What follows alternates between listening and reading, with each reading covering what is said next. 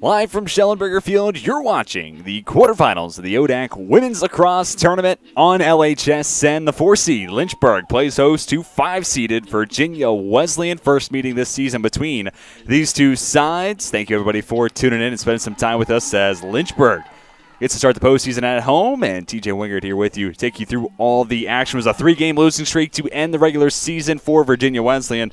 As we show you some of the pregame stats, Lynchburg, winners of 2 of their final 3, the exception, and the regular season finale out at Mary Washington. These two teams are very similar in regards to the scoring department. So when you look at that, might be in for a close battle today. And all in all, the numbers are very similar between these two sides. A lot of talent to talk about. Let's talk about our players of the game for Virginia Wesleyan. Leading scorer, Helen Kennedy Butler, 40 times. The sophomore hit the back of the net. Also goes along with 17 assists this season. She had the lone goal in the regular season finale in a loss against Washington and Lee. On the other side, it's Nikki Santora leading the way for Lynchburg. 39 scores this season. That makes 79 through her 2 years playing at Lynchburg. She's been a standout all year long, and figure to see her be a big part of the offensive mix for the Hornets. And then the players tasked with slowing down the other offense, it's Kirsten Ivory, a freshman from Atlanta, Georgia, getting her 13th start of the season, 15th game played, top half of the ODAC in regards to save percentage. And it's another freshman on the other end of the field with Patricia Rogers, native to Forest, Virginia, top 3 in the conference in saves, save percentage, also top 4 when it comes to goal against average. We're set at midfield. Tori King to take the opening draw control for Lynchburg. And for Virginia Wesleyan, it's Michaela Elston, freshman hailing from New York. 3rd in the ODAC in draw control wins per game, a little more than 5. In and out of the stick of Tori King, picked up ultimately by Santora and Lynchburg. Into the attacking third, looking to provide us our first score of the afternoon. Pass goes to Dumas. King sends to the near side. Ala Daniel, junior with 18 goals, 11 assists this year. Sullivan sends it to Gregory. Gregory right next to Libby Kennedy. You'll see Gregory and Kennedy work heavily from behind the net.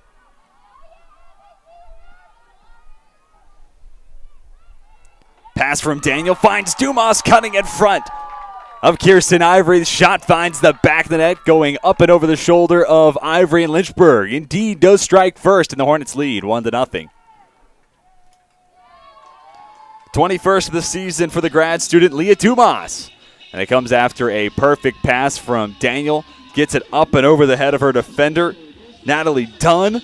And Dumas, from close range, takes care of the rest. Scoring quickly underway. And Lynchburg finding home first. King, opposite of Elston, once again.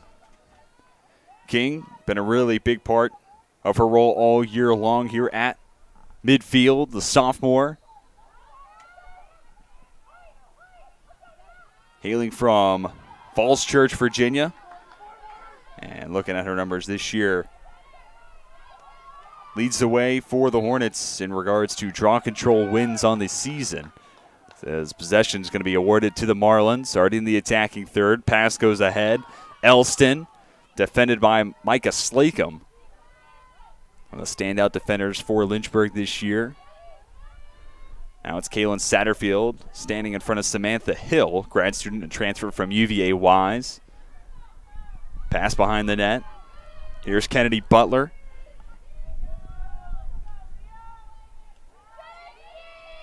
Finishing the note on King, 41 draw controls when she actually ended up finishing second on the team, as Ala Daniel was first with 42 draw controls this season, but neck and neck between the two all year long. Michaela Sudera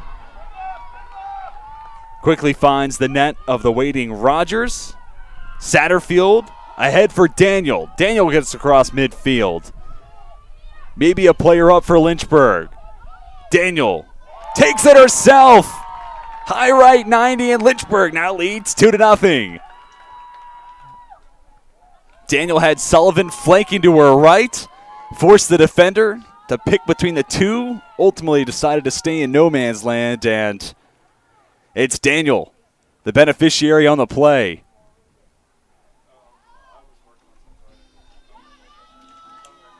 First of the day for the junior, 19th of the season for Daniel. Lynchburg leads 2-0. A little more than 2 minutes into the contest. We get set for King and Elston once more at midfield.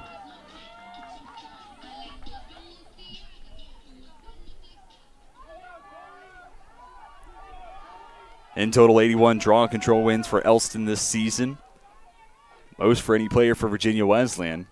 Looking for a big win here, so the Marlins have a chance. Eat into the 2-goal early deficit, so lots of lacrosse to play. Elston vying for position against King. Whistle in the play. Virginia Wesleyan into the attacking third. This is Natalie Dunn, the junior, with a seam. Shot against Rogers, deflected away. It'll stay with the Marlins. First shot on the afternoon for Dunn. 17 start this season. The native to Salisbury, Maryland. 34 assists. Make that 34 goals, 7 assists this year for Dunn. Helen Kennedy Butler looking to get away from Madison Knight. Dishes the freshman, Elston.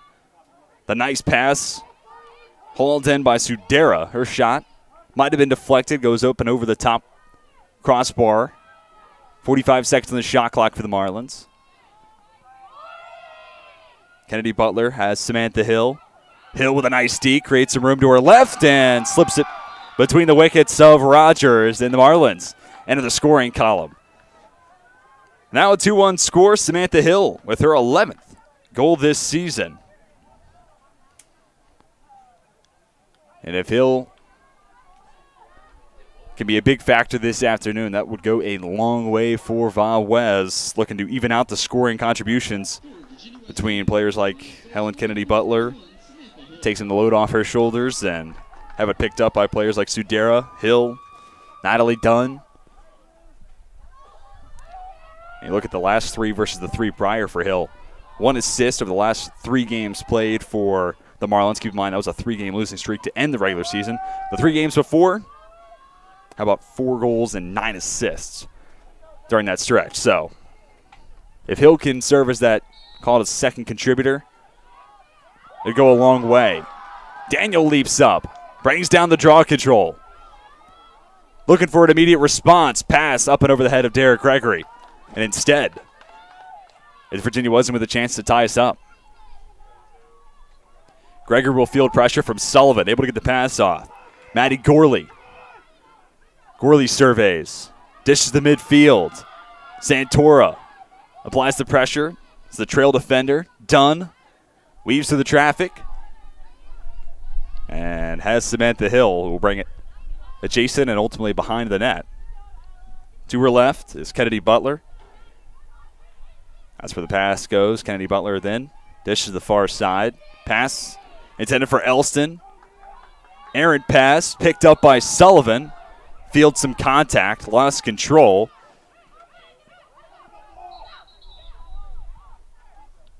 And Lynchburg had a hard time picking it up. None of this officially goes down as a play that was live. Now Lynchburg with a chance to reset, if you will. Sullivan to the near sideline. It's Peyton Seville. First time calling out the sophomore. 17 goals, 3 assists this season for Seville.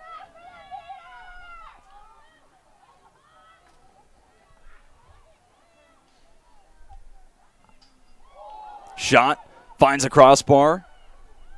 Picking up the grounder is the junior from Ridley, Pennsylvania, Cameron Gavula. Gavula started all 17 games this year for the Marlins, and his possession starts after she corralled the miss. Shot just in front of Rogers. Deflected away. Scrum for the loose ball. It's picked up by Jade Mayer. Mayer, a sophomore from Springfield, Virginia, sends it to Dumas in front of the midfield line. Dumas cuts back to her left. Less than 10 to play in the first quarter. Sullivan fighting against the sun. Reels in the pass. Has Gregory over to Kennedy now.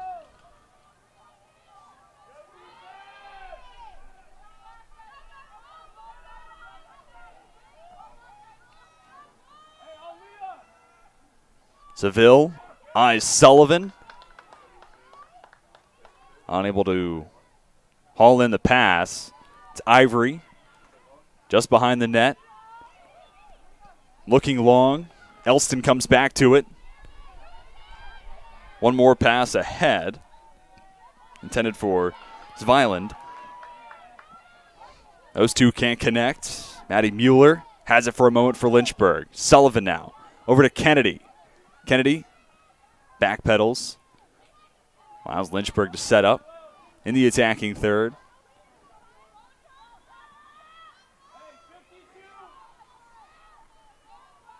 '27th all-time meeting between these two squads. Lynchburg with the edge, 15-11.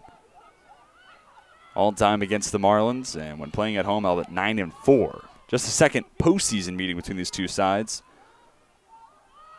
The lone previous playoff matchup was a win for Virginia Wesleyan. Seville, after losing control, trying to get it back for Lynchburg. Instead, Marlins able to gather. It's Natalie Dunn in front of Seville. Contact, whistle. Stays with the Marlins. Zviland, again, has a hard time controlling in front of midfield. Libby Kennedy pokes it loose for a moment. Whistles. Halt play. 7:52 to go in the first quarter. Kennedy comes to the sideline after getting the green card.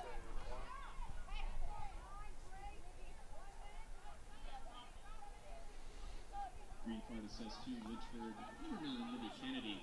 Release at 6:52. 6:52 on the release. Kennedy to the sideline. A release after a minute.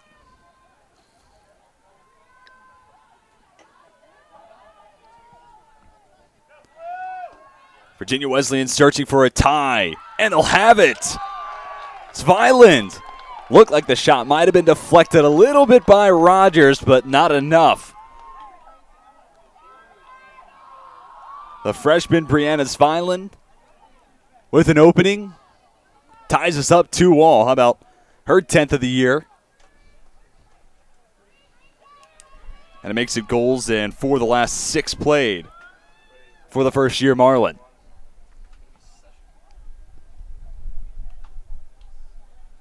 Virginia Wesleyan. Marlins goal scored by number 7, Brianna Zviland.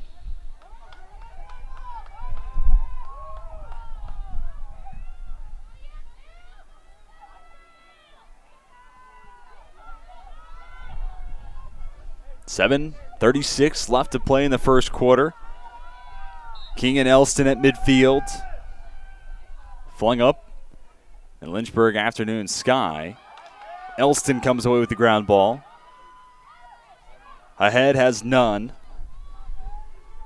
Junior, second on the team. Draw control wins. Also 5th in the ODAC in free position shots percentage at 58.8%. Pass goes to Kennedy Butler. She'll weave through the traffic. Foul on the play. It'll go against Lynchburg.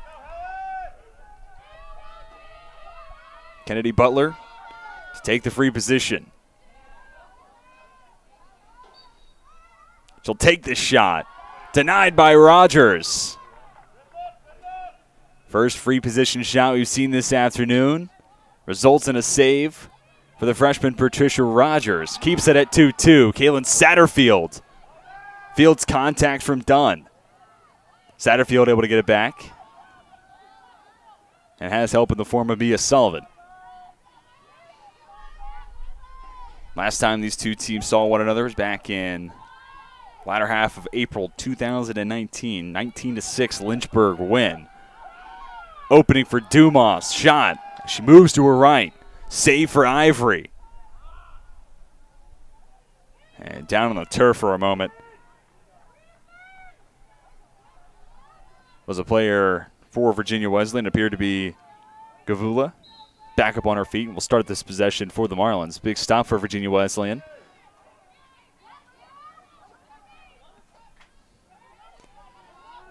Bringing it across midfield. Brooke Morris, junior from Chesapeake, Virginia. Morris still has it. Pass broken up for a moment by Santora. Picking it up, Michaela Callahan. Now working against Dumas, and Callahan has help on the far side. Samantha Hill getting off to Kennedy Butler. Pass flung all the way towards the near side to Dara, junior from Fairfax, Virginia. 4 scores, 2 games back at Randolph-Macon. And total over the last 2 games played, how about 5 assists?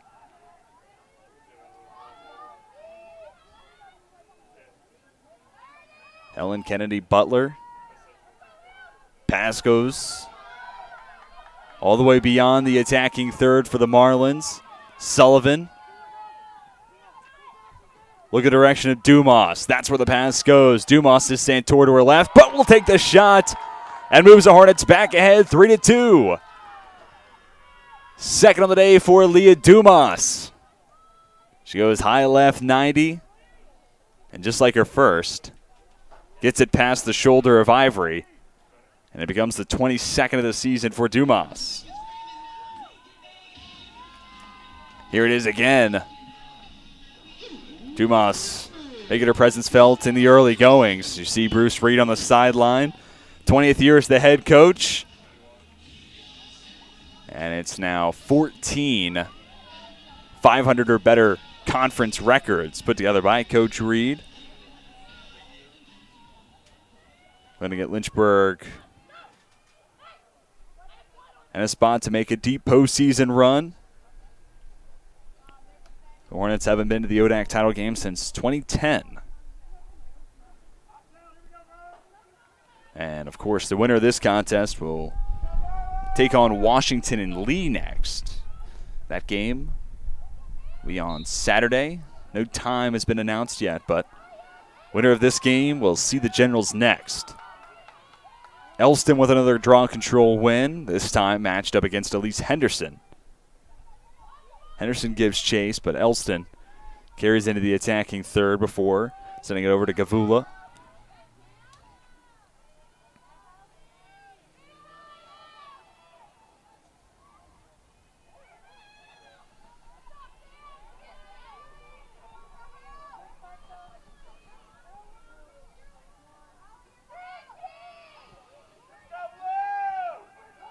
Henderson defends in front of Gavula.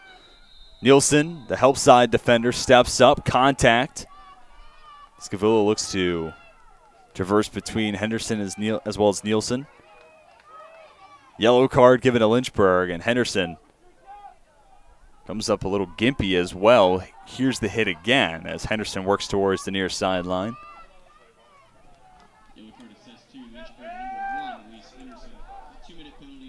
2-minute penalty to go against the Hornets. See Henderson, penalty area. Also results, another free position for the Marlins. Gavula takes the shot. Another save for Patricia Rogers.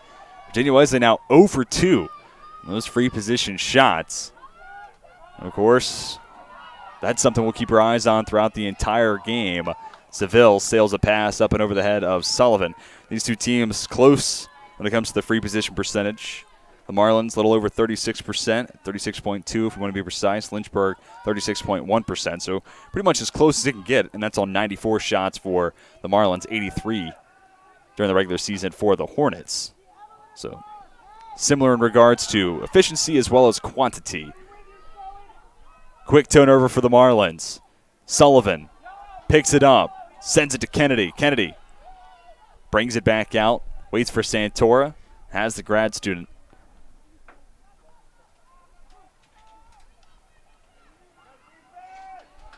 Lynchburg looking to double their advantage. A little more than 3 to go in the first quarter.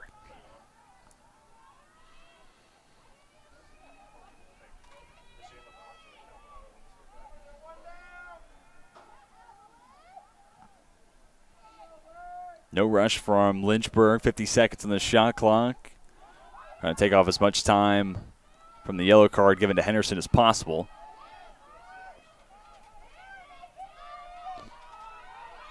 Santor breaks to her right. Pass behind Seville by a step. She couldn't haul in the pass. Ivory there to pick it up.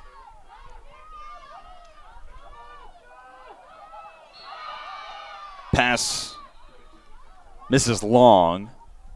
Goes past Dunn. For a moment, looked like it could have been a turnover created by Lynchburg. Instead, they're going to roll it back to Ivory, who has Gregory in her face. We'll try once again. Pass short this time, but on a hop. Makes it to Hill. Can't field it after the bounce.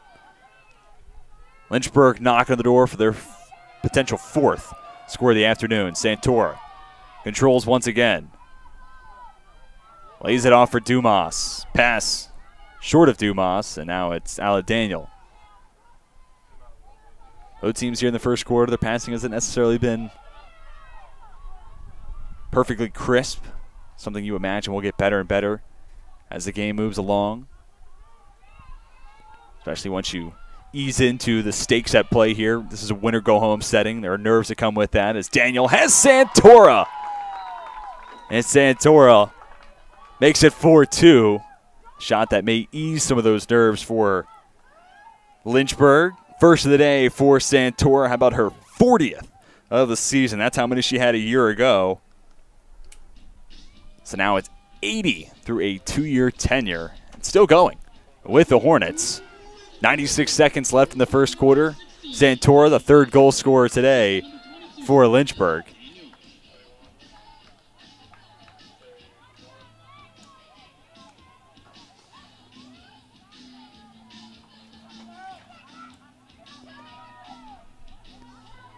King and Elston at midfield.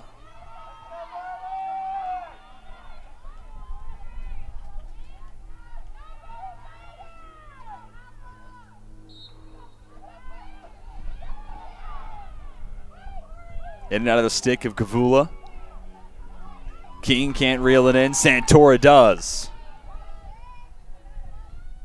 In front of Santora, Evelyn Weaver, freshman from Lancaster, Pennsylvania.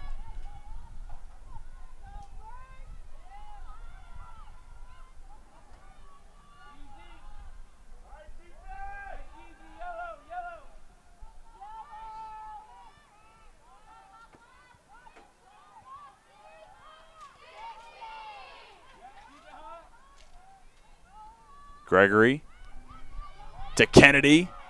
Nice half spin. Shot wide left. But a nifty move for Kennedy to create some space. Hornets maintain possession. Daniel up top to Dumas. Shot clock is turned off. Less than 40 to go in the first quarter. Screen set by Daniel. Opening. Dumas finds the right post. And it ricochets at a rapid rate of knots all the way out to the far sideline. Lynchburg will have it still. Clock still rolling, now under 15 seconds to go. Kennedy hit hard and sent down to the turf. Gorley the defender.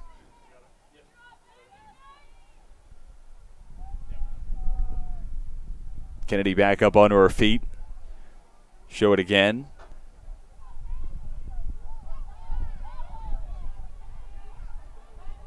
And it'll result in the first free position we've seen so far today for Lynchburg. Kennedy won't take the shot. Instead, gives off Gregory. Enters the scoring column and makes it 5-2. Dara Gregory, the senior from Salisbury, has her 13th score this year. And Lynchburg holds a 3-goal advantage with less than 10 to go in the first quarter.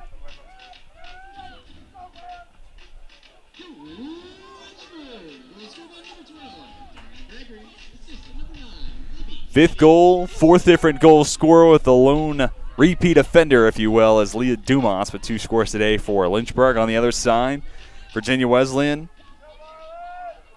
First score came courtesy of Samantha Hill, the second from Brianna Sveland.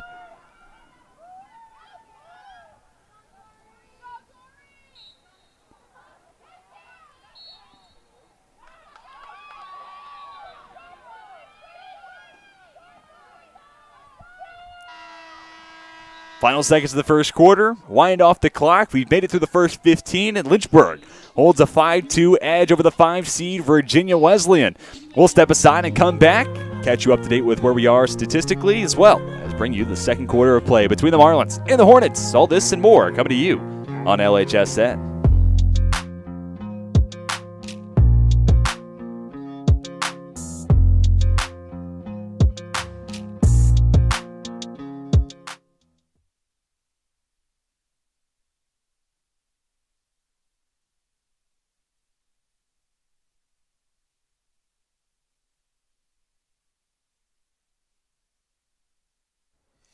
When you come to the University of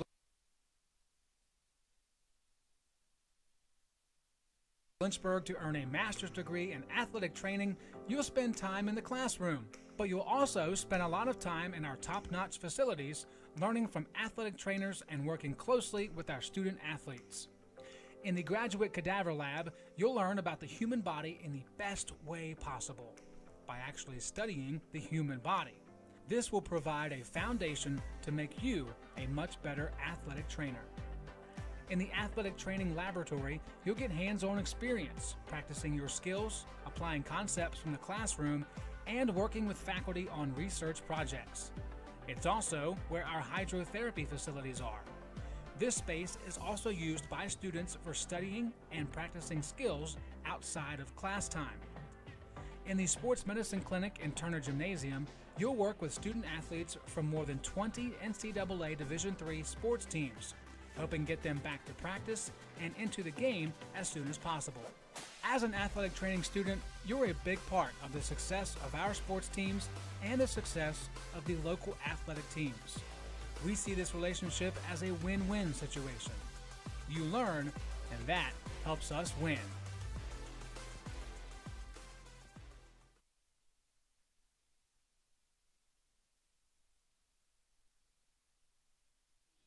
Welcome back to Schellenberger Field. It's the quarterfinals of the women's lacrosse postseason tournament for the ODAC. Lynchburg leads after 15, 5-2. Hornets out in front of the Marlins. TJ Wingert here with you. Want to update you on some other postseason play from around the University of Lynchburg. And we'll also talk about the other first-round game played this afternoon in the women's lacrosse postseason bracket. But these two teams also taking on one another in women's tennis quarterfinal this afternoon, and where we stand right now, 4-1 match score. Lynchburg out in front of the Marlins, who saw each other not all that long ago towards the end of the regular season. And then, of course, Randolph-Macon, the 6th seed, took down Bridgewater earlier today in the women's lacrosse bracket. That's a first-round game, and now that allows Randolph-Macon to take on Shenandoah. That game will be later today. That first round win was back on Monday, 21-11. So at 7 o'clock, it'll be the Yellow Jackets taking on the Shenandoah Hornets at 7 o'clock tonight. The winner of that game takes on the 2-seed Roanoke. Winner of this game you're watching now takes on the 1-seed Washington and Lee. So just in case might have missed out on how the bracket has begun to take form, this is our first of two quarterfinal games this afternoon. And then our attention turns to the semis on Saturday. Kaylin Satterfield hauls in the pass, gets it across midfield. Ahead is Daniel. Daniel cuts to her left in front of Gorley. Make that Mia Sullivan supplying the first score of the second quarter. First of the day for Sullivan, 10th of her season.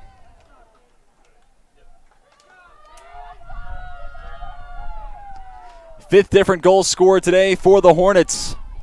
Sullivan with a step on her defender, didn't let up, and makes it a 4-score lead for Lynchburg.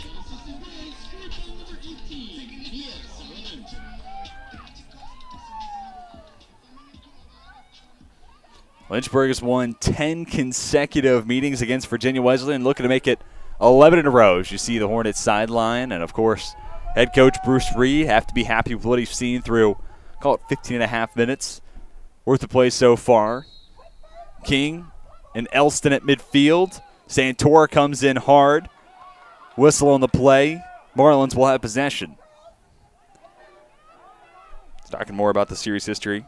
10 consecutive wins for Lynchburg, looking to make it 11 straight. And 3 of the last 4 meetings have been decided by more than 10. So Lynchburg has been able to have some dominant showings for the last handful of years against the Marlins. But I have to say, the work that third-year head coach Nicole DeSalvia has done so far has been stellar. Look at her first 2 years combined, 3-18 record, 2-7 in conference play. And, of course, COVID changes the schedule, and that plays a factor in it all, of course. But 3-18 through the first 2 years, building the program, finding your recruits, building your culture, so on and so forth. And it results in a 9-8 overall record, 5-3 conference mark this season in just her third year at the helm leading this Marlins program. So things are certainly on the up and up for Virginia Wesleyan. But Lynchburg looking to continue their dominant stretch of late against the Marlins. Pass up and over the head of Dumas as Lynchburg was looking to leak out. Instead, Hornets stay in the defensive third, and Virginia Wesleyan looking for the response after Lynchburg opened our scoring for quarter number 2, thanks to Mia Sullivan.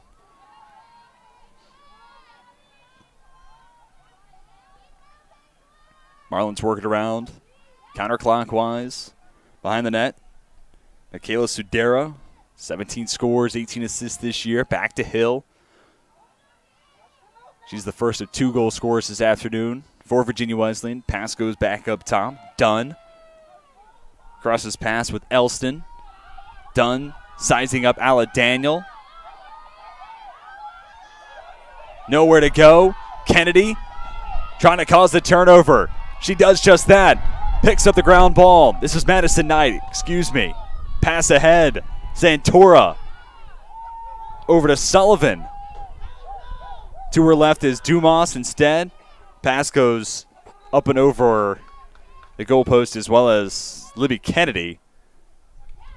So a promising start to the possession for Lynchburg, but quickly loses steam. It's into the hands of the freshman keeper, Kirsten Ivory. 13th start, 15th game played. Goal against average, a little over 14. Save percentage in the neighborhood of 45%. Sarah Gregory picks it up at midfield for Lynchburg. Has Dumas. Cuts to her left. Behind her, Elston, the closest defender. Pass intended for Santora. Wide of the mark. Backing up the play and picking it up for the Marlins, Caroline Ingle, senior from Ocean City, Maryland. 12 consecutive starts before today's contest. In the starting lineup again this afternoon to make it 13 consecutive games where her name has been etched in to the starting lineup.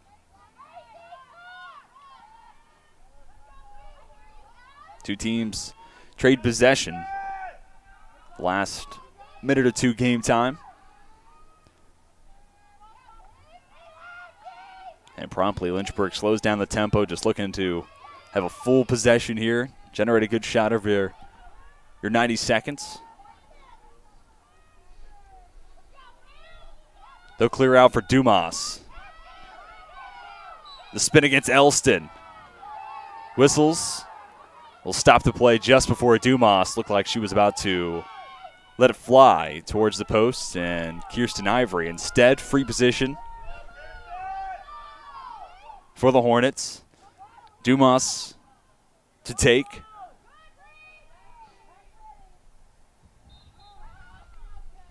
Shot up and over Ivory and through to the back of the net.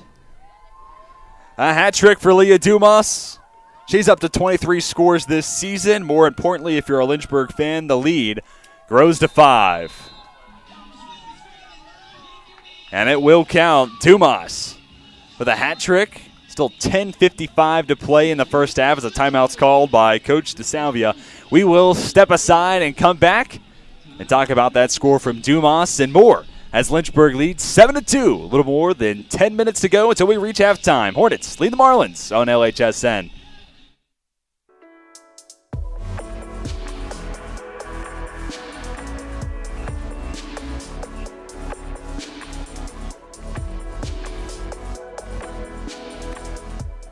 Today's a rough day.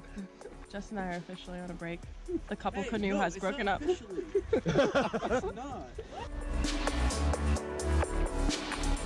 How you feeling? Living the dream. Just canoeing. That's the Mexican side behind me. The U.S. is that way. So far, we're all still alive. I really want a peanut butter and jelly sandwich. Woo! We did it! Kind of.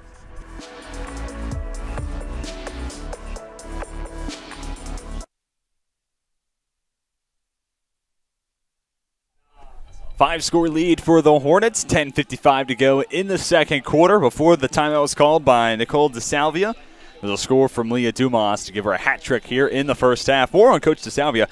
Catch you up on her background just in case for those who maybe haven't gotten to see this Virginia Wesleyan program yet this year, but sung the praises a little bit of Coach DeSalvia's job so far. Now in her third year as the head coach with Virginia Wesleyan. Previously was at William Peace University at the inception of that program.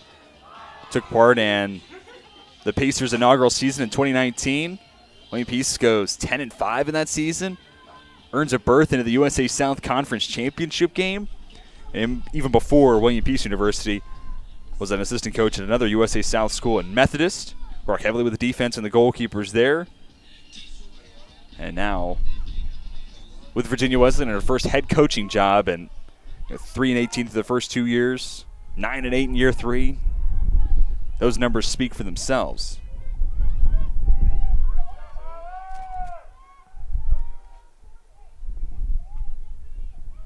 So wind starts to pick up. We're getting set. Have the second quarter continue. Different look, but it's still King and Elston at midfield.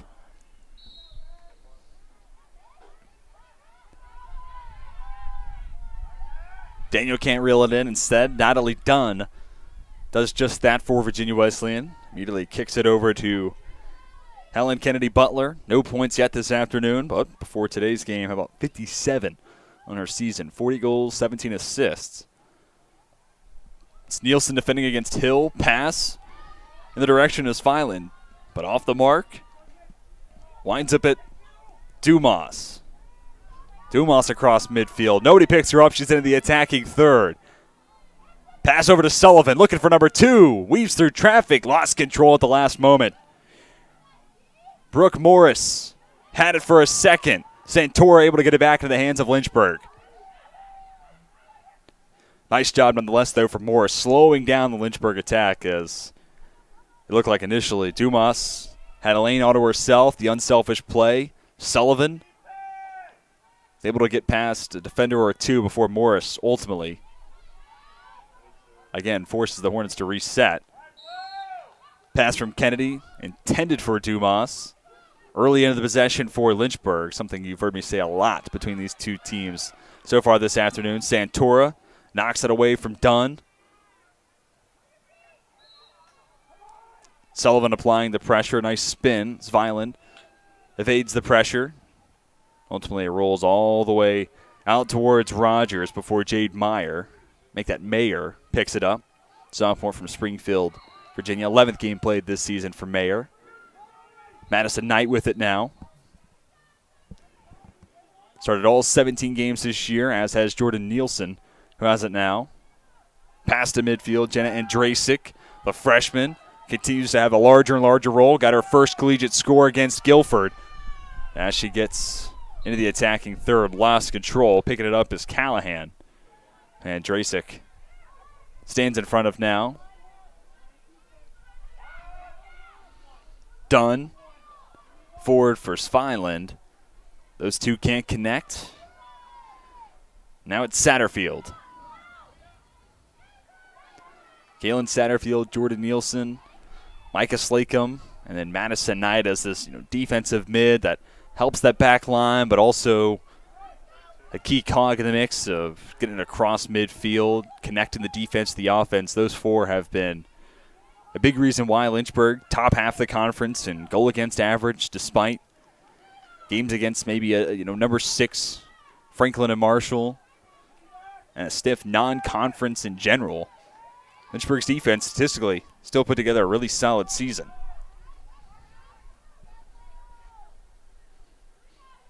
Santora back to Dumas. Hornets Send it around counterclockwise. Sullivan on the far side. Now for Gregory.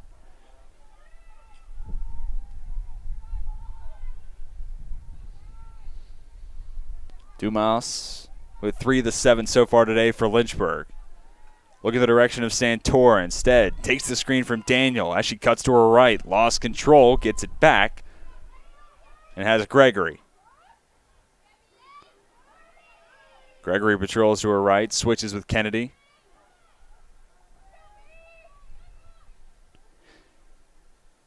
In front of Gregory is Morris. Kennedy has it now. Over to Seville. Screens come from Dumas as well as Santora. Seville takes the shot and makes it an 8-2 Lynchburg lead. 7:01 to play in the first half, and welcome to the scoring column, Peyton Seville, her 18th of the season. First of the day for the sophomore. Here it is again. Lynchburg has used plays similar all afternoon. Setting screens, creating openings, clearing out to the far side, and it has paid dividends for players like Dumas. Santora's hit the back of the net, and we just see pays dividends for Seville as well as she has her first of the day. And it looks like a keeper change has been made for Virginia Wesleyan. Brittany Ann Hoover now stands between the post for the Marlins. This becomes the 9th game played for the sophomore from Manassas, Virginia. Hoover on a relief for the starter Ivory.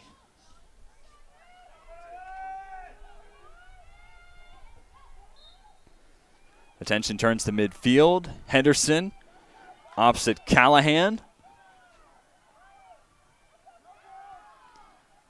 Battle between a sophomore for Lynchburg, senior for Virginia Wesleyan. Whistle will have it stay with the Marlins. Pass goes to Samantha Hill. Hill has help in the form of a cutter, Shannon DeMarinis. Popped up. Henderson settles underneath it. Henderson's looking for help. Has it with Sullivan. Even numbers ahead.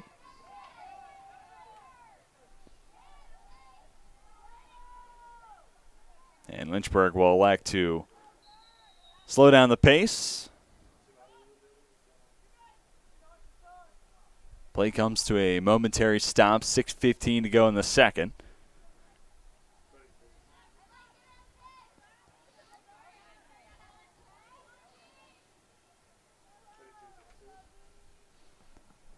Players get set. See Kennedy will have it to start. Fresh 90 put on the shot clock, so lots of time for Lynchburg to play with.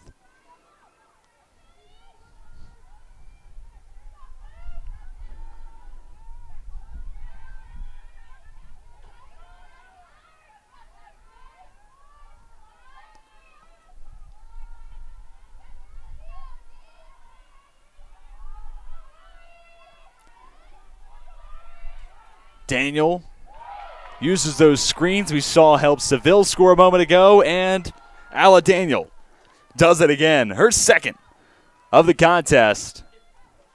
And this will make it 9-2 Hornets. Goal number 20 this year for Ala Daniel. And again, those screens, another one set by Dumas, create just enough of an opening. First shot sent towards Hoover. Sophomore unable to nab her first save of the day. And instead, the advantage grows to 7 for Lynchburg. Hornets offense that was 7th in the conference in goals per game. Top 5 in shots per game, currently 14 shots this afternoon. And that conversion rate, 14 shots to 9 goals. And that type of shot percentage is going to be tough for any team to try to overcome. And that's been the challenge so far today for Virginia Wesleyan. We currently have 8 shots that have turned into 2 scores. To where we are now. Draw control win for Callahan. Poked away by Santora. They'll blow the whistle. And it'll stay with the Marlins. There's Santora as they pull Callahan back. Here it is again. Santora trying to make a play. And our officials deem it to be a little too much. See the conversation down below the press box where we are now. They stopped the clock with 5:29 to go in the first half.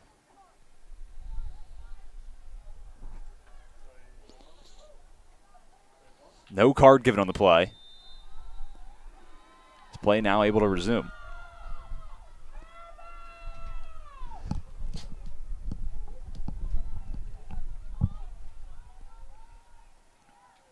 Beautiful day here in Lynchburg, Virginia. Perfect day for postseason action. To make its way to Lynchburg, Virginia. See the first round ODAC baseball postseason on Fox Field on Friday and Saturday as the Hornets play host to EMU in the 1-8 matchup. Game 1 on Friday with Game 2 and Game 3 if needed coming to you on Saturday afternoon. But here, now, women's lacrosse quarterfinals. Navigating through traffic, Sudera looking for an opening. In front of her is Jordan Nielsen. Sudera loses control. King, frustrated, sends her hands into the air. Whistle on the play. Sets up a free position for Virginia Wesleyan. Marlins 0 for 2 on free position shots so far today. Here's another look.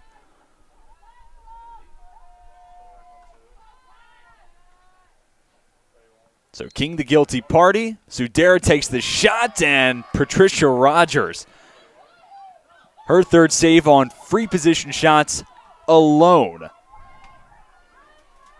You counter that, Virginia Wesleyan as the team has one save to where we are now. Rogers got 3 on perhaps the most difficult setting in which to find one. Dumas has another shot go past Ivory, who's back between the posts for Virginia Wesleyan. And Ivory had a tough day as Dumas able to get past the entire Virginia Wesleyan defense and collect goal number 24 to her season 4th of the afternoon. And by the end of the play, it was Dumas versus Ivory. Dumas comes out on top once again. Now an 8-goal Lynchburg lead.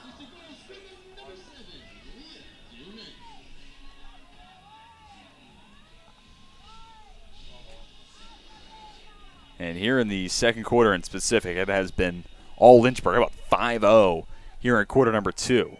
It was 5-2 at the end of the first, and the momentum has certainly stayed on the side of the Hornets as now Santora stands at midfield. On the other side of the line is Michaela Elston.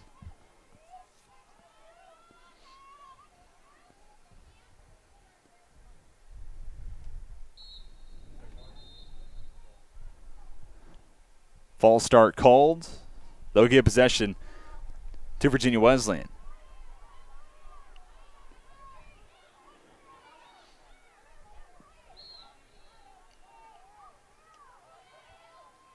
Also do want to note the 4 scores today for Dumas. Sets a new season best and I believe ties a career best. Continue to do some research and stat digging on that, but it is a season best for a Dumas. 4 scores this afternoon, and do it in the postseason makes it all that more special. Lynchburg up by 8, less than 3.5 to go in the first half. Samantha Hill breaks to her left. Jordan Nielsen, as well as Meredith Bornholt, clamped down to apply the pressure. Sudera against Satterfield, down to the turf. Seville in and out of her stick. Ultimately picked up by Satterfield and getting it off to Rogers. Rogers wastes no time, flings it out to Kennedy. Kennedy has Daniel.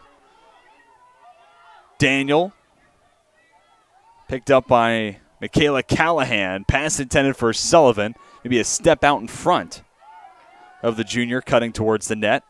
Gregory will keep it in the hands of the Hornets.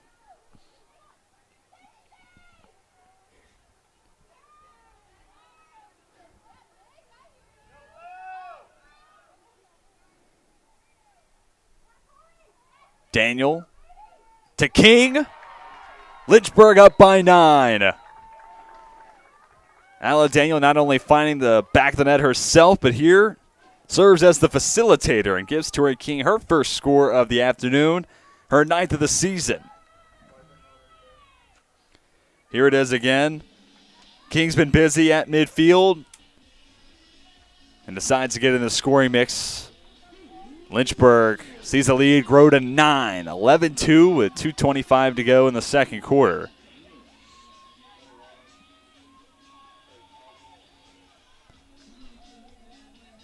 Dominant first half put together by the Hornets, and it continues to be just that.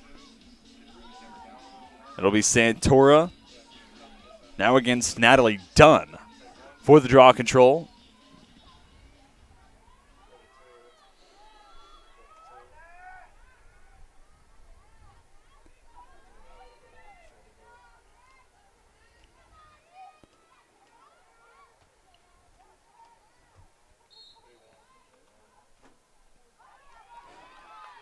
Draw control won by Virginia Wesleyan, picking up Gavula. There's 36 ground balls picked up this year by the junior prior to today's contest getting underway. 10 goals, 4 assists to go with.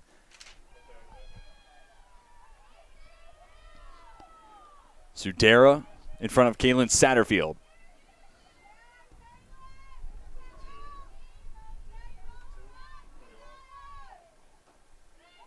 Flashing in front of the net. Svilen. Can't get away from Seville. So again, looking for help. Sudera. On the far side of the post. Up top. Pancus goes to Dunn. Dunn trying to get it away to Svilen. Freshman couldn't bring in the pass. Seville picks it up for the Hornets. Shot clock. With more time on it than the game clock. Santora wanted Kennedy.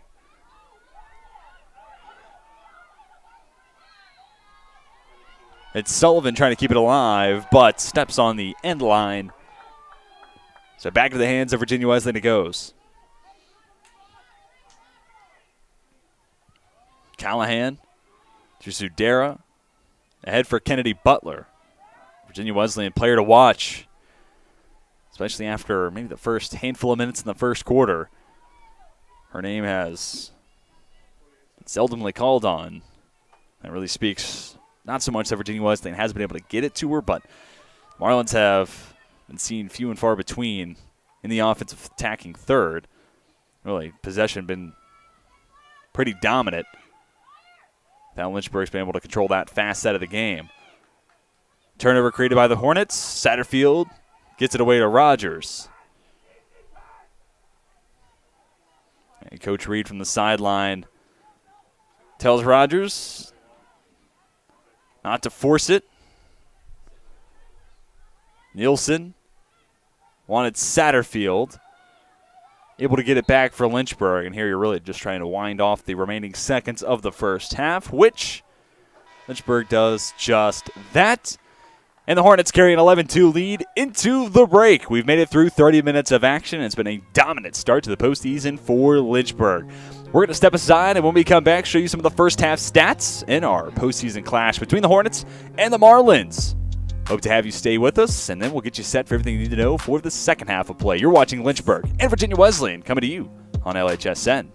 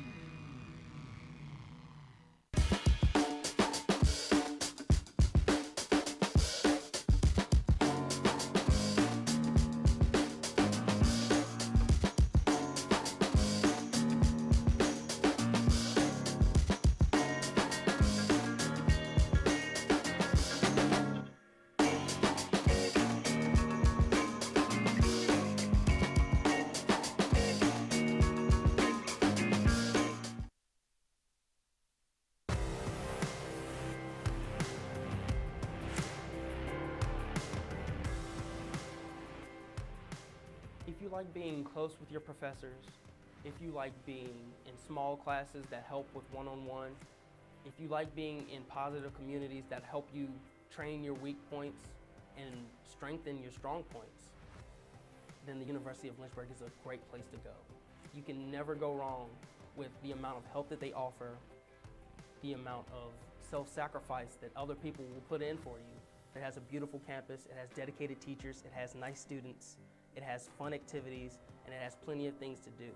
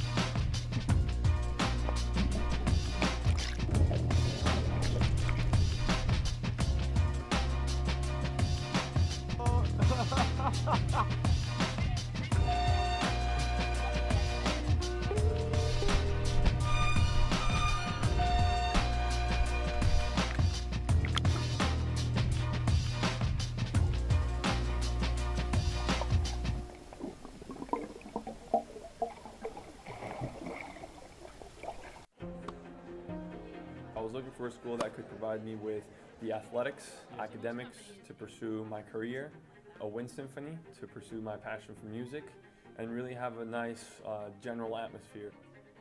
The professors here are really unique, their background and their passion for teaching. It's really a place where you can explore. Lynchburg gives you the opportunity to fail, but also get back up in that period of time and learn from your mistakes. I can make these mistakes within the school environment, but also with the support of other friends, and be ready for the real world when you graduate.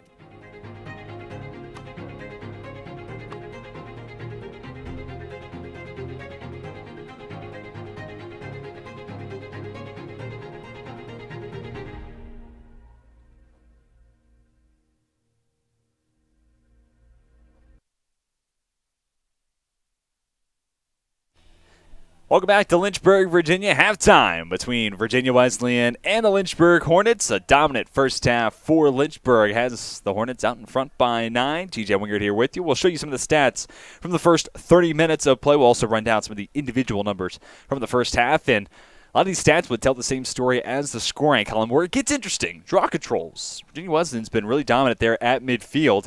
It really turns into winning possessions, maintaining possessions, and then seeing those become shots into goals, et cetera, et cetera. It's one link of the process at a time, and Virginia Wesleyan's going to need to see that come to fruition quickly in the second half, or their season will come to a close this afternoon. And for Lynchburg, everything other than draw controls is a huge edge. You'd like to see that play at midfield maybe even out once we get into quarter number 3 and 4. Run you through some of the individual numbers as we show you the team stats.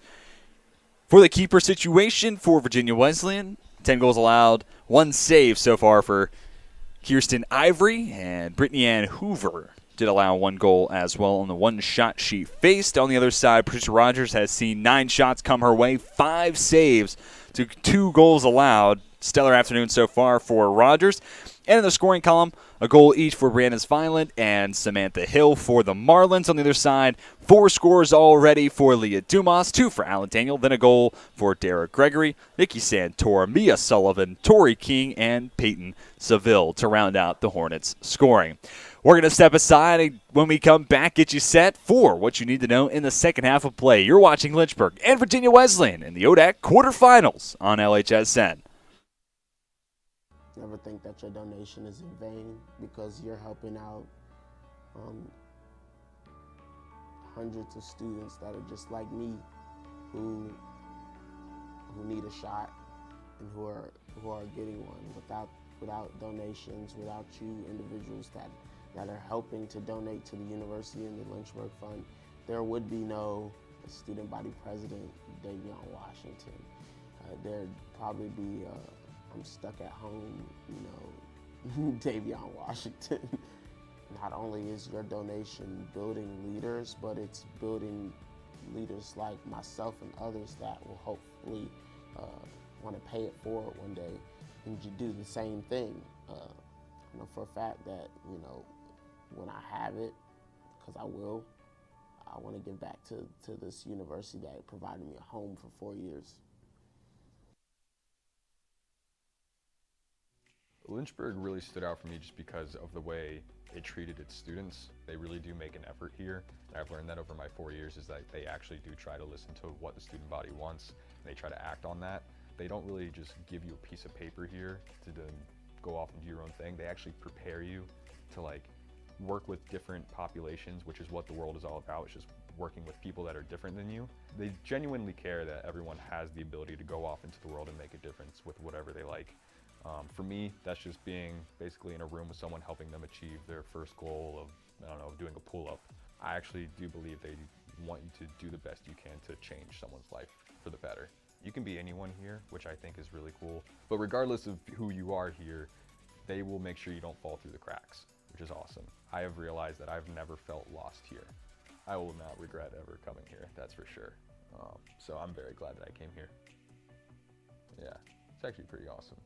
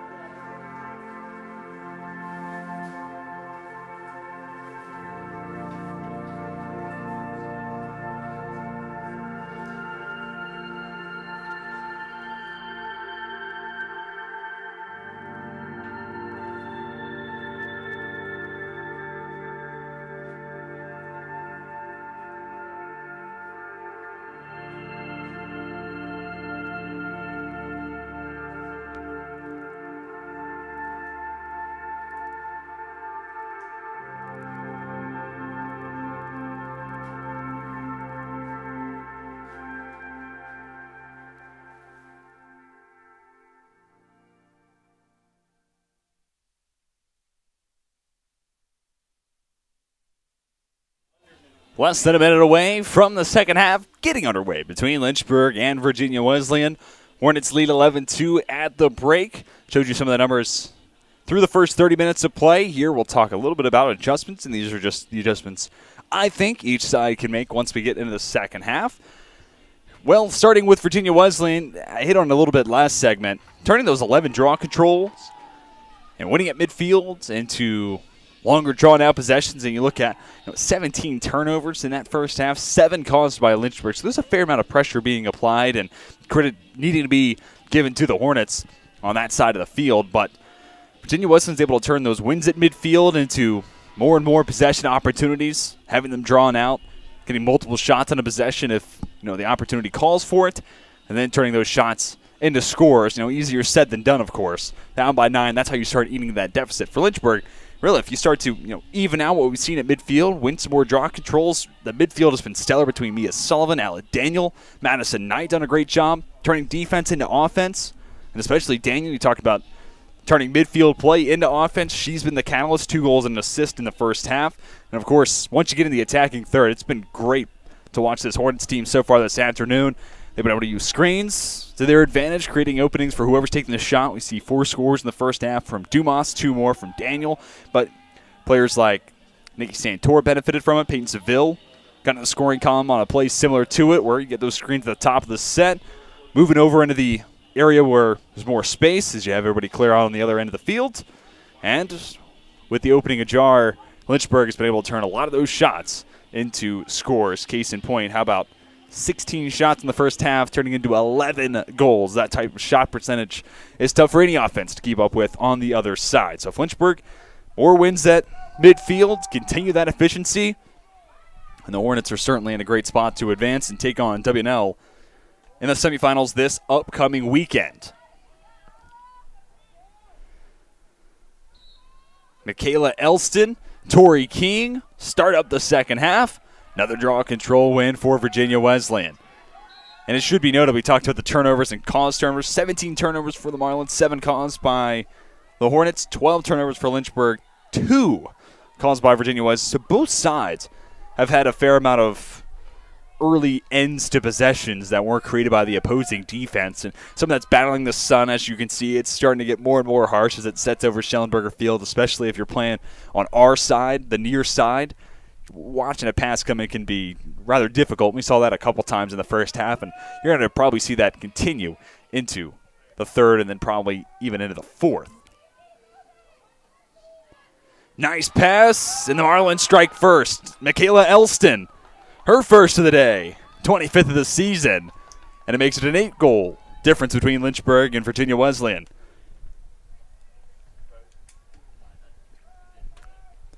The exact right start that the Marlins needed.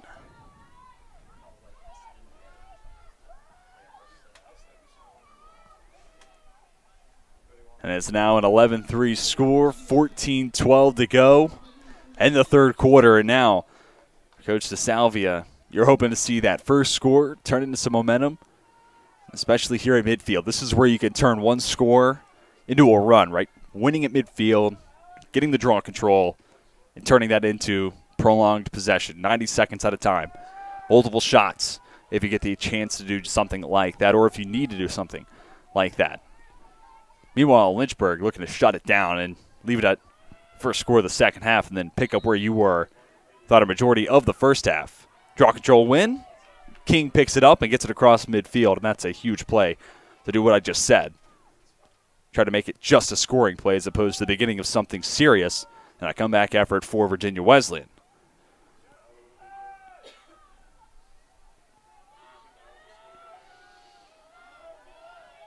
Passes go clockwise around the clock for Lynchburg.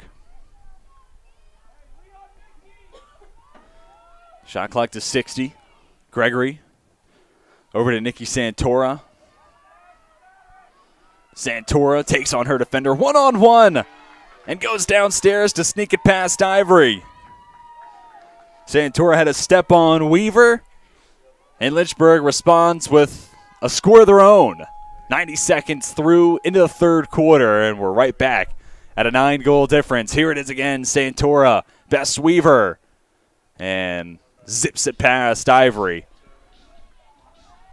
Second on the day for Santora, 41st of her season. And that does make a single-season career Lynchburg record for Nikki Santora.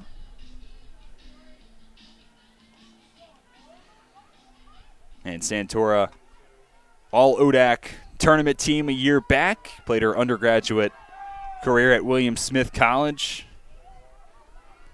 And, of course, sister to CJ Santora, standout player, then turned coach. Lynchburg men's lacrosse program. As much as CJ Santora is a staple with Lynchburg lacrosse, Nikki Santora building up a resume that stands on its own. Picked up by Madison Knight. Hornets already back to the attacking third, looking to make it a 10-score difference. 3 of the prior 4 meetings had by wins of 10 or more for Lynchburg. Reagan Bednar, first time seeing her out on the field today. Dished it over to Gregory. Gregory has Sullivan. Lynchburg will continue to pass it around clockwise.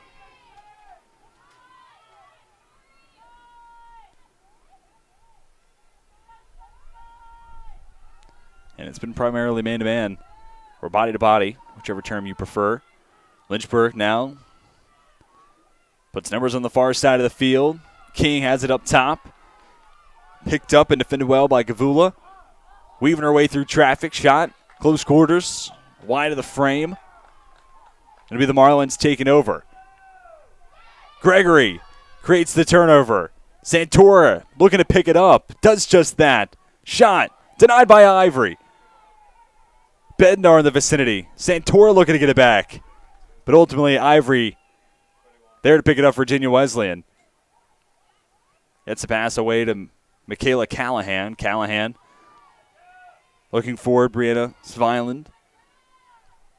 One of 3 goal scorers today for Virginia Wesleyan. Nice spin move against Dumas. Now to the far side, Helen Kennedy Butler. The lone goal in the 23-1 loss against Washington Lee. 4 goals in the game before that at Randolph-Macon. But without a point this afternoon. And there really cannot be enough credit given to Micah Slacum, Madison Knipe, and the 2 that I've primarily seen in front of Kennedy Butler this afternoon. I mean, to this point, Marlins averaged more than 10 scores a game. They got 3 to where we are now. Give credit to the entire Lynchburg defense. Samantha Hill, defended by Satterfield. Kicked over to Sviland. Nielsen, the defender, in front of her. Sviland tucks underneath Nielsen. Shot. Didn't look like it reached Rogers. Instead, might have been knocked out of the stick of Sviland. Regardless, picked up by Dumas. As Sullivan down the center of the turf. Cuts to her left against Callahan. Whistles on the play just before the shot was taken. Clock stops, 10:33 to go in the third. This looks like it'll set up a free position for Lynchburg. Marlins over 3 on free position shots in the first half. Lynchburg 1 of 1.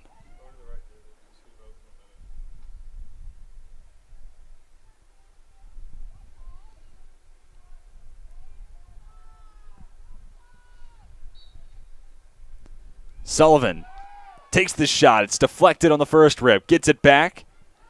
And able to get it away to Dumas, allowing Lynchburg and Dumas to backpedal, reset.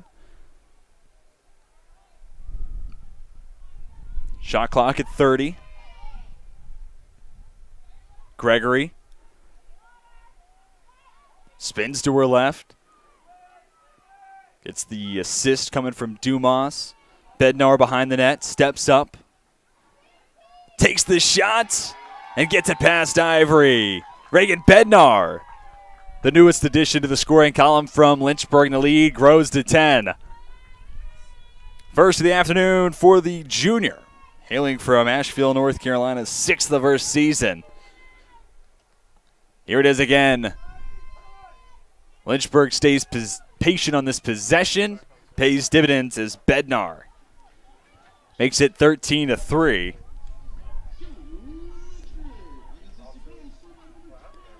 And Bednar, transfer from Guilford College. Communications major, sports media minor. Been able to see the field a little bit more and more as the year's gone on. And you look at the Lynchburg offense post this year, grad students of Dumas and Santora, a senior at Gregory. Bednar becomes one of those players that may well have a sizable role in her future with this Lynchburg women's lacrosse program. But enough of the future talk. Focusing on this afternoon, less than 9 to go in the third. Draw control win for Lynchburg, picked up by King.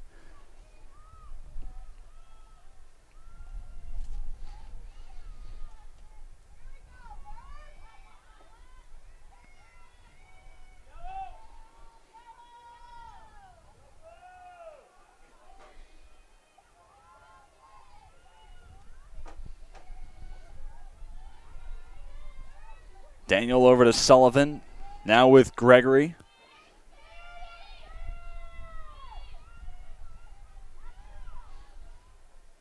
Daniel. King cuts in front of her. Daniel takes it herself, sends an absolute missile over the shoulder of Ivory and makes it an 11-goal Lynchburg lead. Daniel, the second player for Lynchburg with a hat trick. She's up to 21 scores this season with her third this afternoon.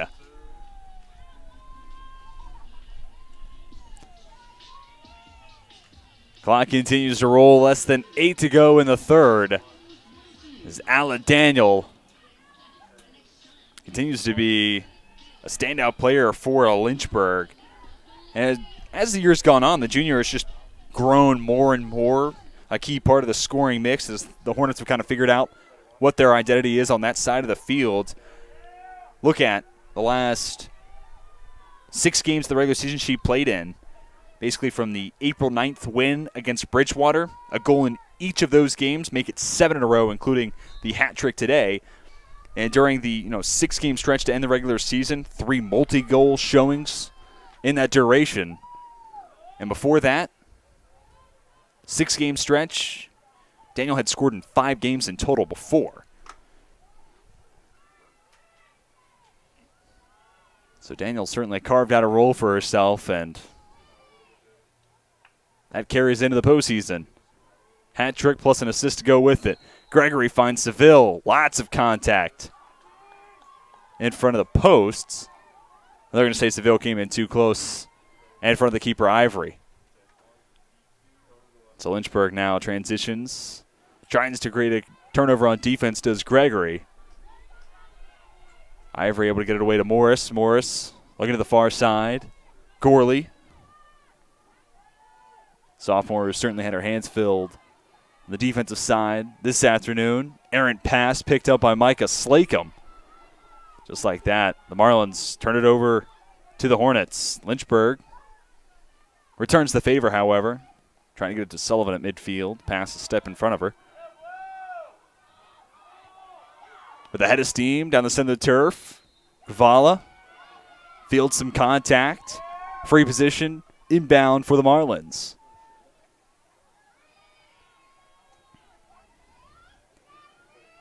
Gavula looking to be the 4th player for Virginia Wesleyan to find the back of the net. Rogers 3 for 3 against free position shots. Won't get a save here, but the Marlins now 0 for 4 on those free position opportunities. This shot goes over the top crossbar. Turnover created by Callahan. Nothing doing for the Marlins, though. Across midfield, Lindsey Barrington gets it ahead to Gregory. Barrington checks out. King back on for Lynchburg. Gregory wanted Sullivan. Couldn't completely reel it in. Two teams playing at a high tempo, going back and forth. Nice pass ahead. Kennedy Butler reels it in. Shot wide left, though. Nice couple of passes, as quick as we've seen the Marlins go from one end of the field to the other. They'll immediately get it back to Kennedy Butler, who sends it up top. Elston has Vineland. Vineland over to Dunn. Now into the hands of Samantha Hill.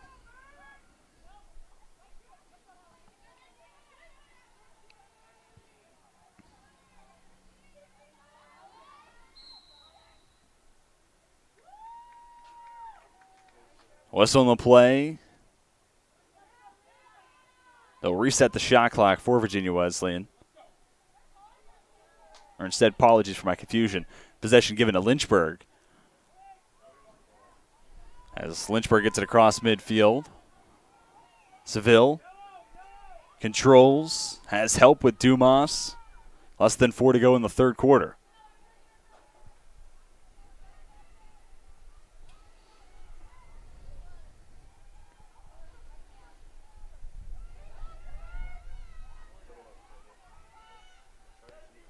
Up top. Carson Quigley had it for a moment. First time we've seen Quigley on the field today. Freshman, hailing from Fairfax Station, Virginia.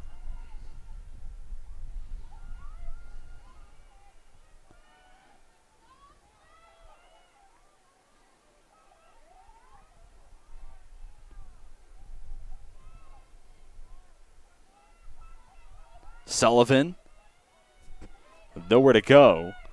Well defended by DeMarinis. Dumas on the near side. Skips it over to Santora with 20 seconds on the shot clock. Santora flips it up. Seville.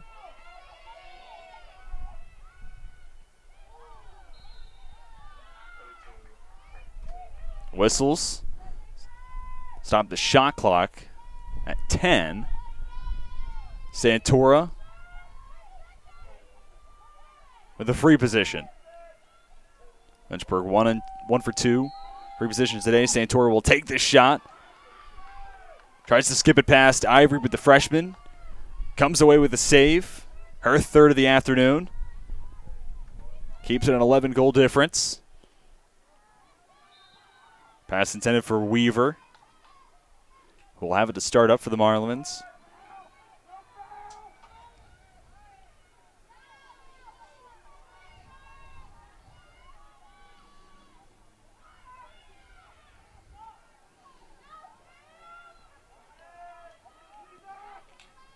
Satterfield crosses into the attacking third right as whistles are blown. 100 seconds and counting in the third quarter.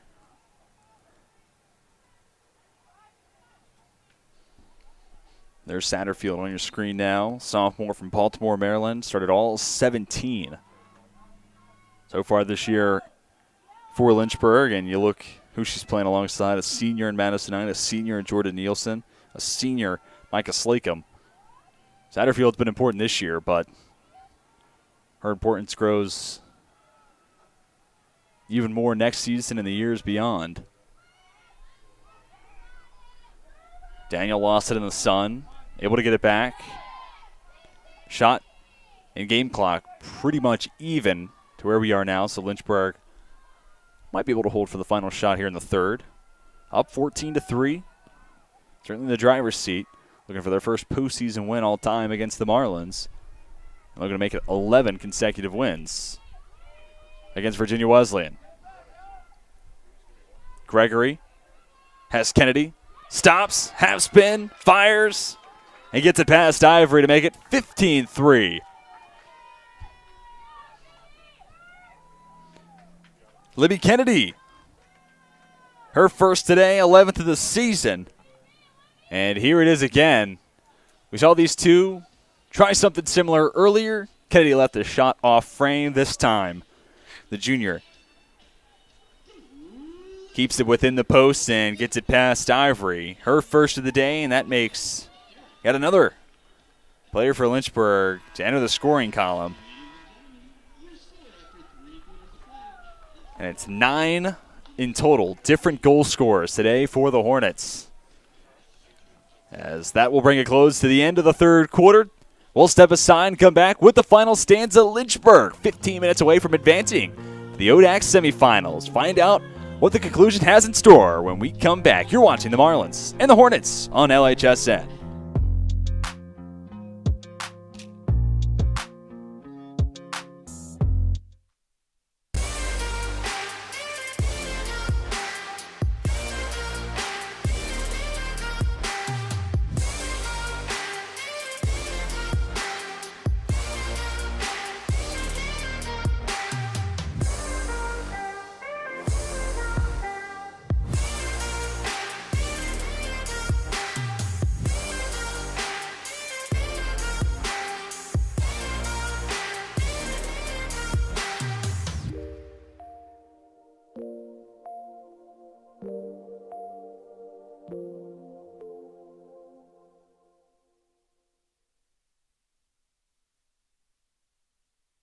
Want to have some outdoor adventures while getting a degree at the same time? At the University of Lynchburg, we have an on-campus zip line and road course. Plus, we offer adventure trips that cost less than a cup of coffee. And did I mention our beautiful scenery? We're a university for students looking for something more than just books. Welcome to your new adventure experience.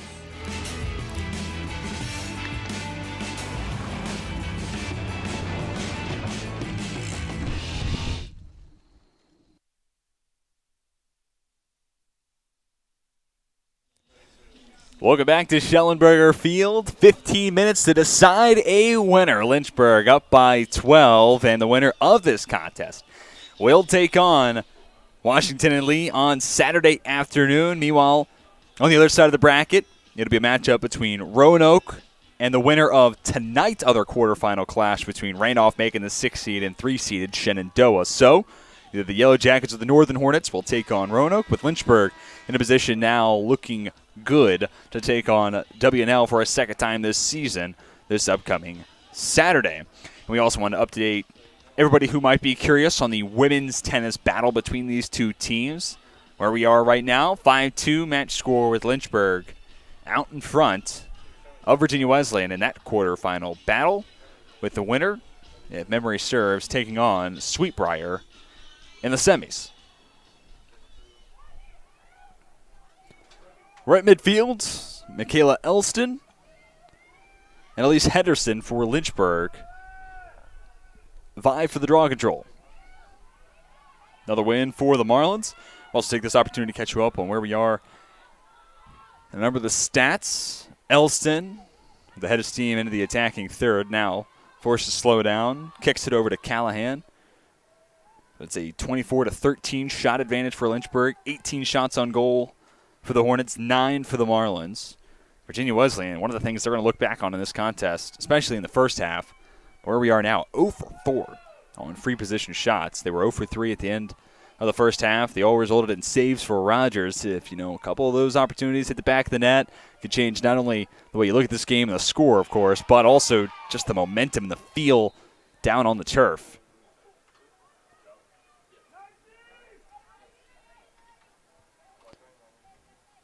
Take another look at the last play. Madison Knight breaks up the pass, intended for Natalie Dunn, and it's Jordan Nielsen and Patricia Rogers with a give and go in the defensive third. It's Lynchburg.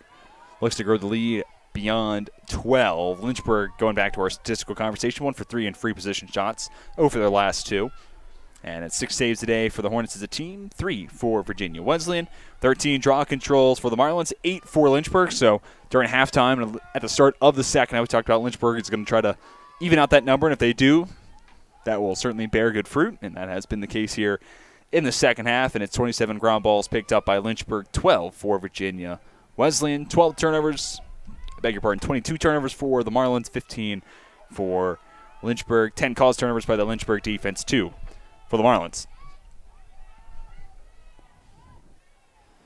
Santora gets the feed, takes the screen from Henderson, backpedals. In front of her is Callahan. Santora will try again, fakes the pass to Gregory, takes the shot, and Nikki Santora will have goal number 3 on her day, the third different player for Lynchburg to record a hat trick here in the quarterfinals. Now a 16-3 Lynchburg lead.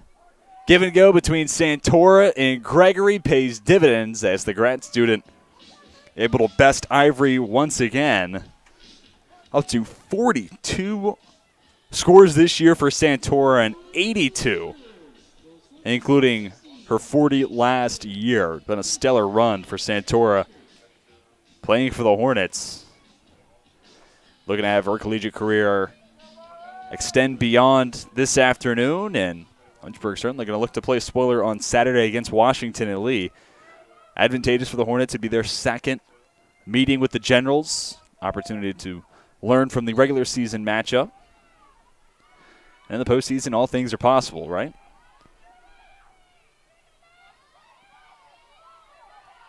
Daniel to pick it up for the Lynchburg Hornets at midfield. Elston gives chase. Won't catch up to Daniel.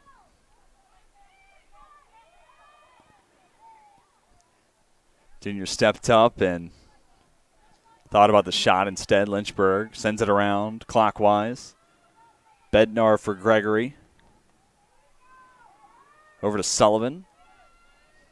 Up top to Henderson now.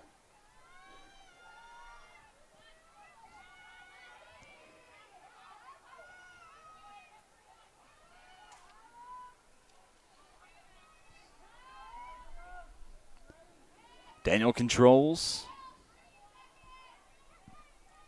Shot clock to 45. Looking for Snooty on the pass. Broken up. outlet goes to Sudera. No numbers advantage, but maybe even as the pass goes up and over the head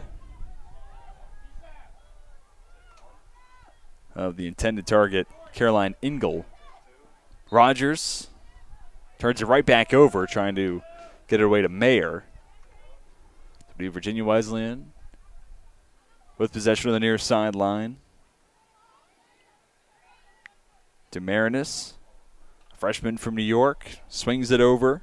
Callahan. Back to the near side, it's Hill.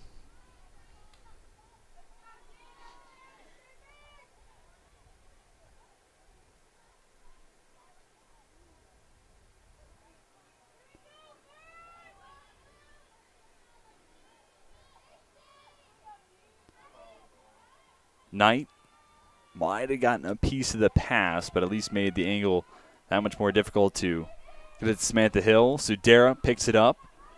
Defended by Slacum. Shot. Stopped by Rogers.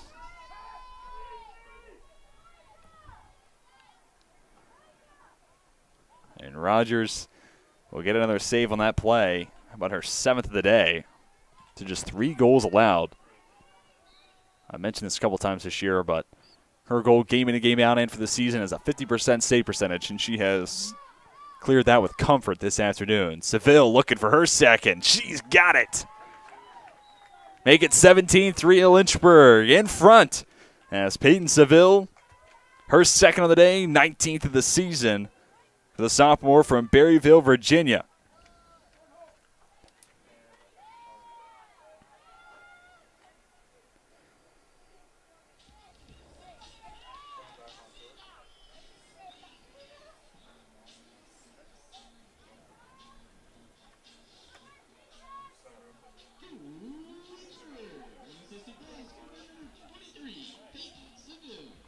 And Lynchburg sees their lead grow to 14, as dominant as we've seen Lynchburg be all season long. And that includes, of course, their home finale against Guilford, 23-2.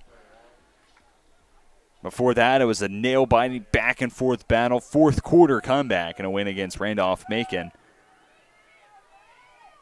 And the home game prior was something similar against Shenandoah, just with Lynchburg coming out short that time round. So you look at the last handful of home games and where it's led the Hornets, not only in regards to momentum, but team confidence and just overall play. As the years gone on, Lynchburg players, coaches alike have been saying, getting closer.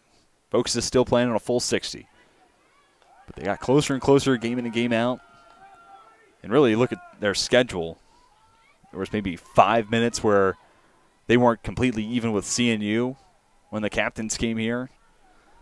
You look at the third quarter against Shenandoah, that was really the downfall for Lynchburg in that loss. But the Hornets learned from their shortcomings, and after a difficult third quarter against Randolph-Macon, dropped that set of 15 6-1, came back, won the fourth 6-2 in comeback fashion. Then a dominant win against Guilford, and stellar play this afternoon. But breaking up that point, Michaela Sudera, a junior, has her first score of the day, 18th of the season. She had 5 assists over the last 2 games, but here gets it done scoring by herself. And she has plenty of success doing something similar. She had 4 goals in a loss at Randolph-Macon, second to last game of the regular season. So a versatile player. Sudera makes it 17-4.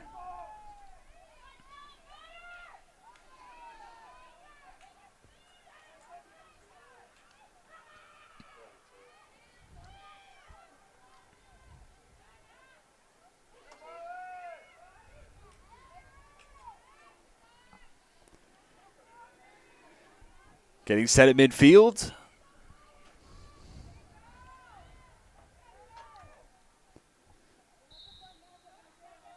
Natalie Dunn, Tori King. King wins it for Lynchburg.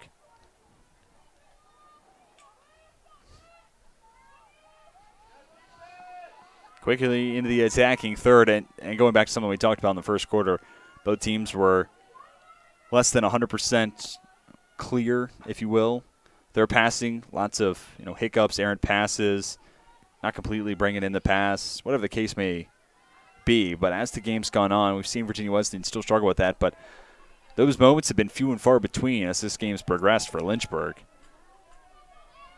Bednar reels in the pass and has her second on the day, 7th of the season. Bednar with another. Lynchburg has a lead back to 14.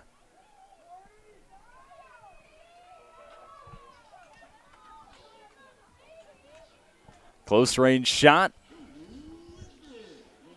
Second of the day for Bednar, and Lynchburg has had a plethora of players in the scoring column, but now getting to the point where there's a handful of multi-goal scorers. You have Dumas with 4, Santora and Daniel each with 3. Then it's 2 for Bednar and Seville. So in total, 5 multi-goal scorers this afternoon, which is actually more than the 4 one-time goal scorers, Kennedy, Gregory, Sullivan, and King.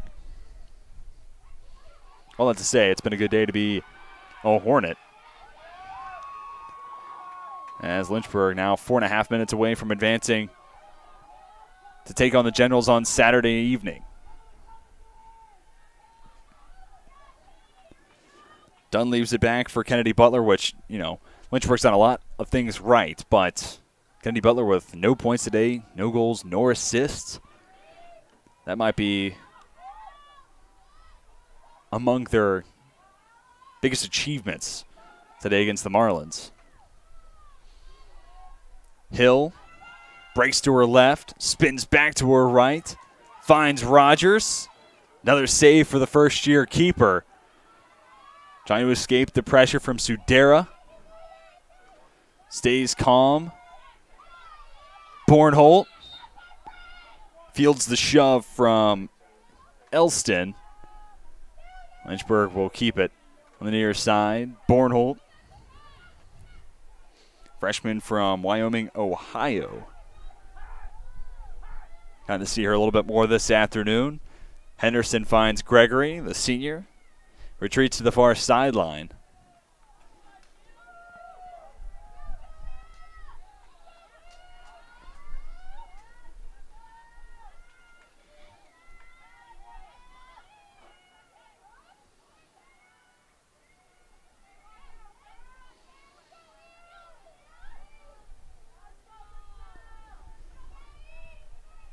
Michelle Perkins, first time seeing her patrol around the net. Saw her a lot during the beginning of the season. Her and Gregory living behind the net. And Libby Kennedy ultimately carved out a role playing next to Gregory. Gregory feeds Daniel. Shot somehow finds a crossbar. Redeflects all the way back out to the near sideline. But back to Perkins. The pass goes, and it's good to see sophomore from Gainesville, Virginia, back out there. Chance to garner postseason experience as well. 14-goal lead for Lynchburg. Nonetheless, the postseason always has a little bit of a different feel than that of the regular season. Quigley to Gregory. Shot clock nears 30. Bednar was eyeing the hat trick. Shot. Save for Ivory. Gregory gets it back, however.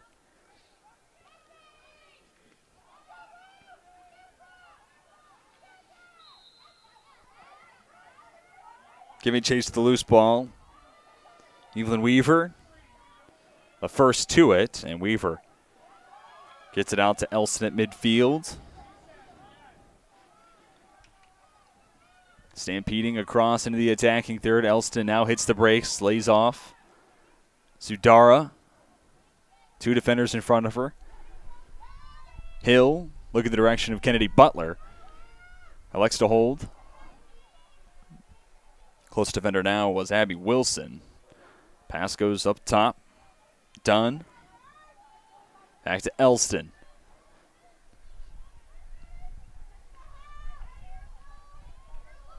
Elston against Madison Knight. Nowhere to go. Sudera. Looking for space against Bornholt. Instead, lost control. Bornholt picks it up. And able to get it away to Rogers. Perfect pass ahead to Wilson. Pass broken up, looking to get it to Madison Knight on the far side. Ultimately, Lynchburg gets it back. Aaron Botter. And Lynchburg grows the lead to 15.